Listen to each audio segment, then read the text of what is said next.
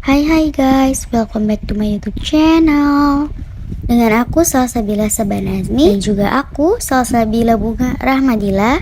Nah guys, di sini kita akan membahas tentang bab 3, yaitu implikasi project based learning. Nah, jadi di sini aku mau ngejelasin sebuah buku terlebih dahulu tentang karya Elizabeth Hoyle Konieczny yang berjudulkan Sparking Curiosity Through Project-Based Learning in the Early Childhood Nah, Classroom. di dalam buku ini menjelaskan tentang konsep dan implementasi PBL dalam konteks pendidikan anak usia dini.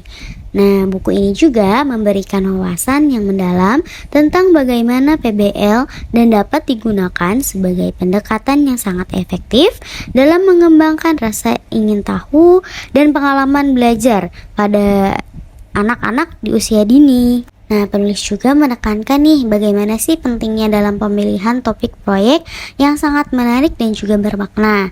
Untuk apa sih? Yaitu untuk membangkitkan minat pada anak-anak sekaligus merencanakan pembelajaran yang berfokus pada tujuan pembelajaran yang ingin dicapai. Selain itu juga, penulis juga menyoroti nih pentingnya pembelajaran yang sangat terintegrasi dan juga autentik, yang dimana anak-anak dapat melihat hubungan antara pengetahuan dan juga keterampilan yang mereka pelajari dengan kehidupan sehari-hari. Nah, buku ini menjelaskan tentang sebuah prinsip-prinsip dasar PBL, strategi pembelajaran yang efektif, dan penggunaan teknologi dalam mendukung pembelajaran berbasis proyek. Hanya anak-anak dapat mengalami pengalaman belajar yang bermakna, membangun rasa ingin tahu yang kuat, dan mengembangkan keterampilan yang relevan dengan kehidupan sehari-hari.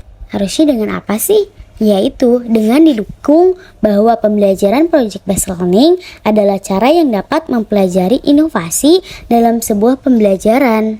Oke, sekarang masuk ke poin B, yaitu tentang pengertian implikasi project based learning atau bisa dibilang PBL. Implikasi dalam project based learning itu sendiri apa sih?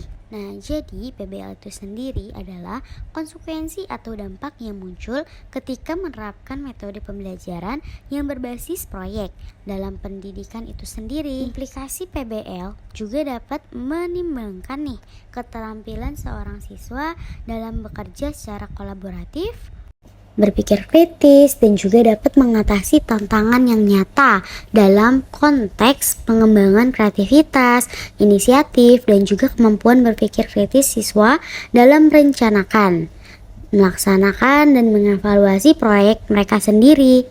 Nah, dalam rangkaian pemahaman ini juga dapat disimpulkan loh bahwa implikasi PBL meliputi peningkatan keterampilan siswa, pemberdayaan siswa dalam pembelajaran, atau bisa dibilang integrasi antar disiplin, pengembangan pemikiran kritis dan kreatif, pemahaman konseptual yang lebih mendalam, dan juga pengalaman belajar yang bermakna. Nah, yaitu untuk persiapan siswa untuk kehidupan dan karir di dunia nyata. Implikasi dari project based learning ini juga merujuk pada hasil atau dampak yang timbul nih ketika menerapkan metode pembelajaran berbasis proyek dan juga dalam konteks pendidikan. Nah, di sini ada beberapa pemahaman tentang implikasi PBL itu sendiri, yaitu untuk peningkatan keterampilan praktis, yaitu dengan PBL siswa dapat terlibat nih dalam proyek nyata yang memungkinkan mereka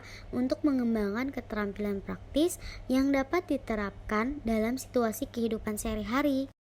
Yang kedua, pusatnya yaitu pembelajaran pada siswa.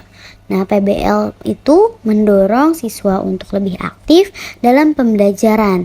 Nah, jadi mereka itu akan menjadi protagonis dalam merencanakan dan melaksanakan proyek mereka sendiri yang mendorong motivasi intrinsik, kemandirian, dan juga kreativitas. Lanjut ke poin ketiga, yaitu tujuan project based learning.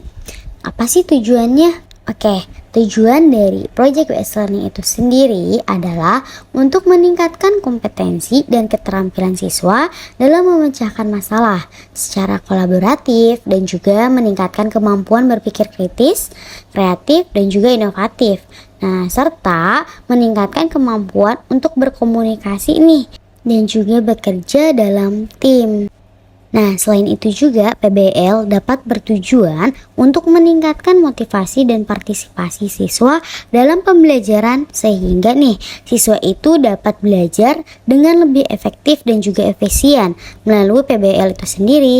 Siswa juga dapat diharapkan dapat mengembangkan pemahaman hubungan antara pengetahuan teoritis dan juga praktik nih dalam kehidupan nyatanya. Nah, jadi hal ini bertujuan untuk menghasilkan siswa yang memiliki kemampuan untuk memecahkan masalah dan juga mengambil keputusan secara mandiri dan juga bertanggung jawab. Nah, berikut ini juga ada beberapa nih tujuan utama dari PBL itu sendiri. Yang pertamanya yaitu meningkatkan pemahaman konsep, yaitu di mana PBL membantu siswa memperoleh pemahaman yang lebih dalam tentang konsep-konsep akademik dan juga memungkinkan nih mereka untuk mengaitkan pengetahuan dengan situasi nyata. Yang kedua ada pengembangan keterampilan abad ke-21, yaitu di mana PBL mendorong siswa untuk mengembangkan keterampilan yang relevan dengan dunia kerja abad ke-21 seperti pemecahan masalah, bekerja sama dengan tim, kreativitas, inisiatif, komunikasi, dan juga pemikiran kritis. Yang ketiga ada pemberdayaan siswa, yaitu di mana PBL memberikan kesempatan kepada siswa untuk mengambil peran aktif dalam proses pembelajaran. Nah, jadi tuh mereka akan menjadi pemimpin nih di dalam merencanakan, melaksanakan, mengevaluasi proyek mereka sendiri gitu. Sehingga mereka itu merasa memiliki tanggung jawab terhadap pembelajaran mereka. Yang keempat, motivasi dan keterlibatan, yaitu melalui PBL ini sendiri siswa terlibat dalam proyek yang nyata dan juga relevan bagi merekanya. Nah, yang dapat meningkatkan motivasi dan juga minat mereka dalam belajar. Yang kelima, pembelajaran kolaboratif, di mana PBL itu sendiri mendorong kerjasama dan kolaborasi antara siswa. Nah, mereka juga nih bakal diajarin bekerja dalam tim, membagi ide, saling mendukung, dan juga memecahkan masalah bersama, mengembangkan keterampilan sosial, dan juga bekerja sesama tim. Yang keenam ada penyelidikan dan eksplorasi. Nah, di sini PBL juga mendorong siswa untuk melakukan penyelidikan dan juga eksplorasi mandiri. Mereka akan belajar untuk mengumpulkan informasi, menganalisis data, dan juga membuat keputusan berdasarkan bukti. Dan yang terakhir ada konteks dunia nyata. Nah, di mana PBL ini sendiri memberikan nih sebuah konteks nyata dan autentik bagi siswa. Nah, mereka akan dapat melihat bagaimana sih konsep-konsep akademik yang diterapkan dalam situasi dunia nyata dan juga memahami relevansi pembelajaran dalam kehidupan sehari-hari. Nah, dengan tujuan-tujuan ini, PBL dapat menciptakan pengalaman pembelajaran yang lebih bermakna, mendalam, dan juga relevan bagi siswa. Entah itu untuk membantu mereka mengembangkan keterampilan dan pengetahuan yang dibutuhkan untuk sukses di dunia yang harus dirubah. Seperti itu. Oke, lanjut ke poin yang keempat, yaitu contoh. Awal pertama kasus, yaitu membangun model rumah berkelanjutan. Sebuah kelas telah memiliki proyek untuk membangun model rumah berkelanjutan sebagai bagian dari pembelajaran mereka tentang lingkungan dan juga energi terbarukan. Siswa-siswa bekerja dalam tim kecil untuk merencanakan, mendesain, dan juga membangun model rumah yang efisien secara energi dan juga ramah lingkungan. Nah, di sini implikasi dari PBL itu sendiri adalah untuk pemahaman konsep. Siswa-siswa akan memperoleh pemahaman yang lebih mendalam tentang konsep energi terbarukan, efisien energi, dan juga prinsip-prinsip desain yang berkelanjutan melalui proses perencanaan dan juga membangun model rumah. Poin 5 yaitu implikasi terhadap anak usia dini. Implikasi Project Based Learning atau bisa dibilang PBL terhadap anak usia dini adalah dapat pengembangan keterampilan kognitif, PBL juga dapat mendorong anak-anak untuk berpikir kritis, memecahkan masalah, dan juga mengembangkan keterampilan pemecahan masalah. Nah, melalui proyek-proyek ini yang melibatkan eksplorasi, penelitian, dan juga pemikiran kreatif, anak-anak dapat mengembangkan kemampuan berpikir logis dan juga analitis. Pembelajaran aktif PBL itu sendiri melibatkan anak-anak dalam kegiatan aktif seperti eksperimen, observasi, dan juga eksplorasi lingkungan sekitar. Nah, hal ini juga memungkinkan mereka untuk belajar dengan cara yang menyenangkan dan juga menarik loh. PBL itu juga dapat mendorong kolaborasi dan komunikasi antar anak-anak juga loh. Oke, poin terakhir yaitu simpulan, di mana PBL ini sendiri memiliki banyak manfaat loh, seperti contohnya meningkatkan keterampilan kolaborasi dan komunikasi, seperti yang dikemukakan bahwa metode diskusi merupakan salah satu dari beberapa metode seperti metode-metode yang ceramah, tanya jawab, karya wisata, dan lain sebagainya. PBL juga mengharuskan siswa untuk bekerja sama dan berkomunikasi dengan tim mereka, yaitu tujuannya untuk menyelesaikan proyek.